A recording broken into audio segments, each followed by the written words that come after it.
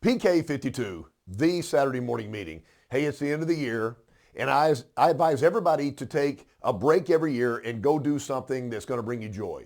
So this year I attended the 2022 Mr. Olympia. Not many people follow bodybuilding and power sports. I realize it's a small group of people in America, but the dedication for the Olympics, the dedication for a pro athlete, the dedication for bodybuilding and power sports in general, unbelievable. So these competitors, whether it was the men's open division or the women's bikini division or the women's Miss Olympia or the classic, there's many divisions. There's even a division for Mr. Olympia wheelchair division. So it's a very inclusive power sports, health and fitness, nutrition, and bodybuilding group of people. It's unbelievable. So one of the things that I picked up this year was the dedication for these athletes.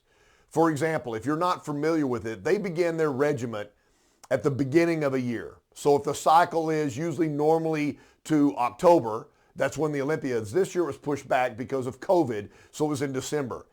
So the last 16 weeks in prep for the program, it is all about diet and focusing on your workouts, but it's mainly diet. You've got a 330-pound man, Big Ramey, who had won it 2 years in a row, defending champion, that came on stage at 5'10", just under 300 pounds. That's a giant human being. In order to do that, you have to train. Your meals have to be meticulous. You can't miss. Your training regimen has to be meticulous. Your water intake, everything about your body, just like a fine-tuned sports car, to come to the last minute, to the last day, and nail it. Well, it was interesting this year when they called out the top five. In fifth place, the two-time defending champion, and the crowd went crazy. So the winner this year was from Iran. So Iranian speaks very little, if any, English at all.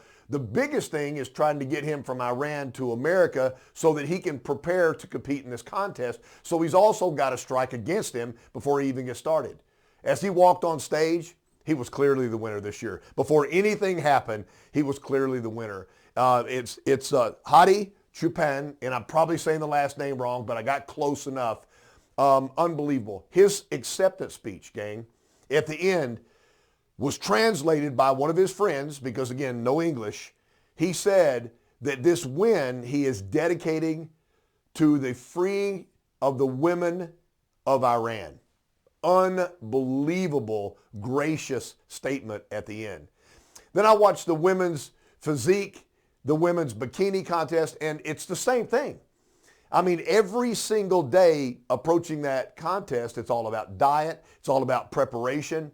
And just like this, we talk about this all the time in our lives.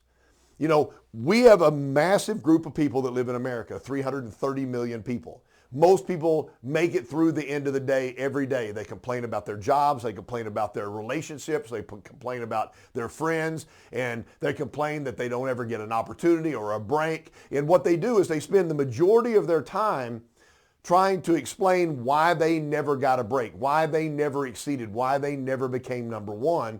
And there's a very small group of people that every single day is a preparation day. A failure is a preparation day. A win is a preparation day, because they've got an ultimate goal. We're coming to the end of the year. I don't know if I'm going to do another Saturday morning meeting before the end of the year, but it's a New Year's resolution time, which is a farce. Because everybody knows where they want to be.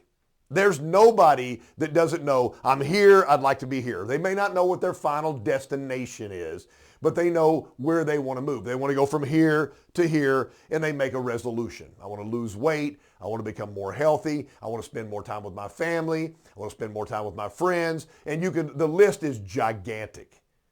And it fails.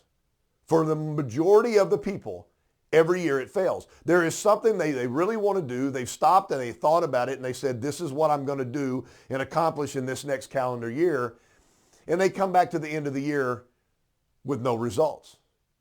What is it about a human like Hadi or Big Ramey or any of the competitors in this contest or the Olympians that win multiple gold medals in an Olympics? What is it about those particular people that gives them the drive. Understandably, they're the top line athletes. They got the genetic bonanza, and so they wouldn't be able to compete at that level if they weren't genetically enhanced. They've just got the right DNA. But again, you can't just depend on that. It has to be hard work. Some of the greatest athletes in the world, we've talked about Michael Jordan before. The rule was he was on the court when nobody was there, and when everybody left for the night, he was still on the court. Worked harder than anybody else, became one of the greatest athletes in the history of the world. When is the time that you're going to make a decision in the direction of your life? That you're going to make a change that's going to influence other people? The greatest way to make a change is to bring a group with you.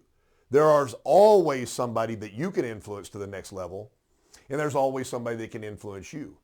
Become a coach, become a counselor, become a leader, become a father, become a mother, become a friend. Find somebody, take a journey to the next level, unlock your potential.